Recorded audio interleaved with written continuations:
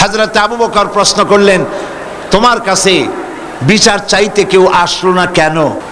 হযরত ওমর বলেন, ইয়া খলিফা, হে আল্লাহ রাসূলের খলিফা, আমার ধারণা হচ্ছে 1 বছরের ভিতর বিচার আমার কাছে কেউ চাইতে আসলো না, তার কারণ দীনুহুমুন নাসিহা, এই কওম, এই জাতির দিন হচ্ছে ভালোবাসা। ওয়া আমালুহুম আল আমরু বিল মারুফ ওয়া নাহাউ আনিল মুনকার, আর তাদের আমল হলো একজন আরেকজনকে ভালো কাজের আদেশ দেয় আর অন্যায় কাজ দুহাতে ফিরায়।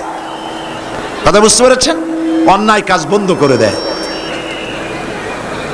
ওয়াইদা মারিদু আহাদুহুম আদুহু, যখন এদের মধ্যে কেউ অসুস্থ হয় তাহলে তখন তারা সকলে তাকে দেখে সেবা শুশ্রূষা করে।